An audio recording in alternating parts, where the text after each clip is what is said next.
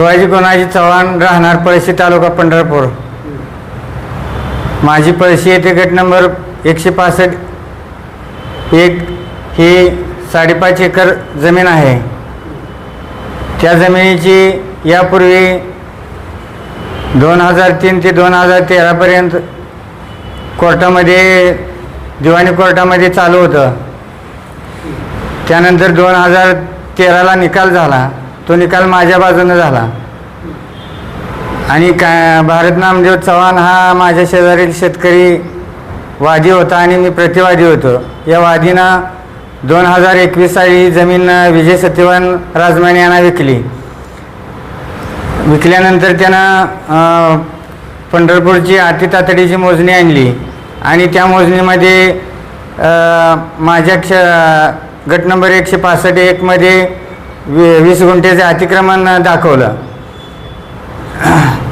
यापूर्वी कोर्ट मोजणी झाली होती आणि तो विकणारा भारत नामदेव चव्हाण यानेच कोर्ट मोजणी झालेली होती. त्यामध्ये 1 गुंठासुद्धा अतिक्रमण झालं नव्हतं.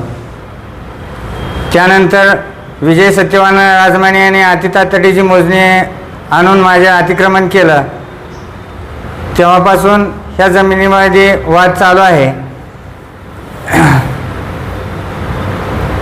त्या क्षेत्रातील वाद चालू असताना, जिल्हाधिकाऱ्यासमोर सुनावणी चालू असताना देखील त्या क्षेत्रातील विजय सत्यवान राजमाने यांनी 3 वेळा 20-20 टन असा 60 टन ऊस माझा नेलेला आहे. याबाबत जिल्हाधिकारी साखर आयुक्त सोलापूर यांच्याकडे तक्रार केल्यानंतर त्यांनी बिल देऊ नये असं पत्र पांढरंग साखर कारखान्याला दिलं आणि कारवाई करा म्हणून सांगितली. त्यावेळेला मला उत्तरामध्ये बिल त्या पूर्ण शेतकऱ्याला दिलं आणि मला तुम्ही कोर्टामध्ये जावा, कोर्टाचं कुठले काही हे नाही म्हणून असं मला उत्तर दिलेलं आहे. त्यानंतर मी चोरीचा गुन्हा दाखल करा म्हणून पोलीस स्टेशनला उपविभागीय अधिकारी यांच्याकडे FIR दाखल करा म्हणून ही केलं. परंतु पंढरपूरच्या पोलीस स्टेशन उपअधिकाऱ्याने त्याच्यावर चोरीचा गुन्हा व FIR दाखल केलं नाही. नुसता माझ्याकडून लेखी अर्ज दाखल केला आणि त्याची चौकशीसुद्धा केली नाही. त्यानंतर 8/12/2000 रोजी ह्या शेतकरी ऊस घेऊन चालला विजय सत्यवान राजमाने गट नंबर 165 मधनं. 11/2/2025ला परत माळशिरसची मोजणी झाली. उपविभागीय आयुक्त पुणे यांच्याकडून, विभागीय आयुक्त जमाबंदी आयुक्त यांच्याकडून मोजणी इथल्या पंढरपूरच्या सोनार उपाधीक्षक यांनी 3 वर्ष मोजणीमध्ये क्षेत्र दाखवलं, काय नाही, उलटसुलट उत्तर देऊन मला त्रास दिला.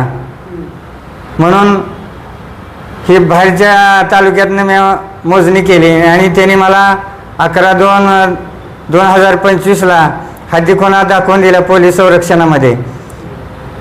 त्यामध्ये 20 गुंठ क्षेत्र निघालं. विजय सत्यवान राजमाने, ज्ञानेश्वर अनिकेत ज्ञानेश्वर चव्हाण, विठ्ठल नामदेव चव्हाण, परमेश्वर अंकुश चव्हाण असं हे विठ्ठल नामदेव चव्हाणमध्ये 18 गुंठ आणि अनिकेत ज्ञानेश्वर व परमेश्वर चव्हाण यांच्यात 7 गुंठ असं 20 गुंठ माझे क्षेत्र नकाशा सगळं मला दिलं. ही सर्व कागदपत्र मी तहसीलदार, प्रांत, पोलीस स्टेशनला दाखवली.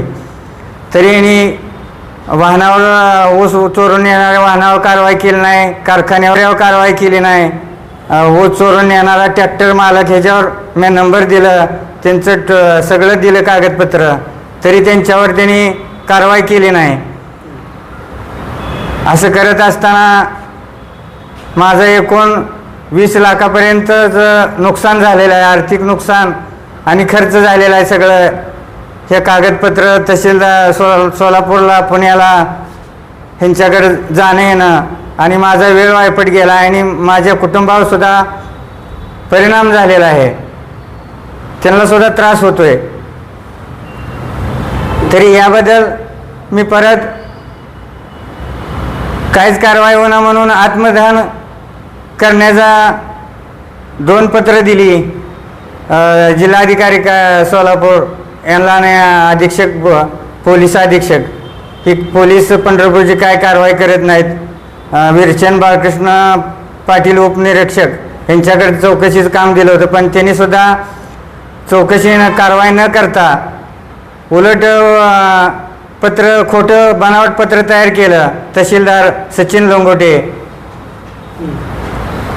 आणि प्रांत यांच्याकडे पाठवलं का मोजणीदार आणि ह्यांच्यातच वाद आहे असं खोटं पत्र तयार केलं. म्हणून ह्यांच्यावर जिल्हाधिकाऱ्यांनी, आता नवीन जिल्हाधिकारी जी एस कार्तियन आले सोलापूरला, त्यांनी ह्या प्रकरणाची सखोल चौकशी करून ह्या अधिकाऱ्यावर तातडीनं कारवाई करावी.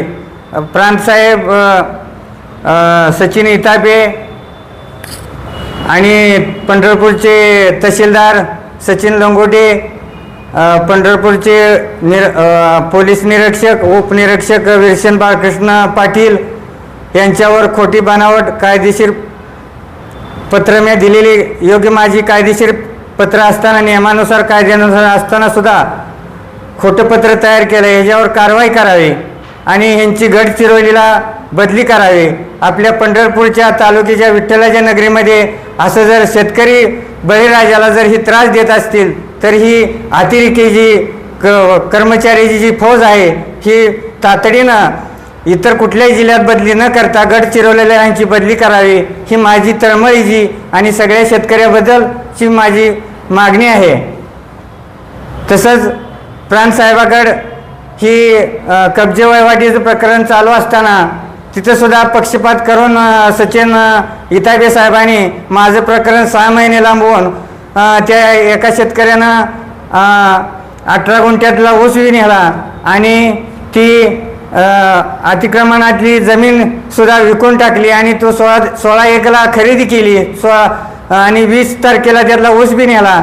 आणि हा त्रास देणारा मूळ विजय सत्यवान राजमाने ह्या शेतकऱ्यानं ती जमीन खरेदी केली.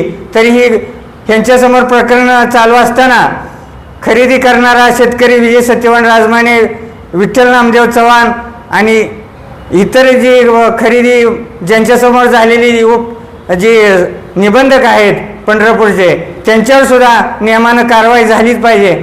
नाहीतर मी कारवाई न झाल्यास आषाढी एकादशीला मुख्यमंत्री पंढरपूरला येतात. आषाढी एकादशीला त्यांच्या गाडीसमोर मी आत्मदहन करणार आहे, हा माझा इशारा आहे.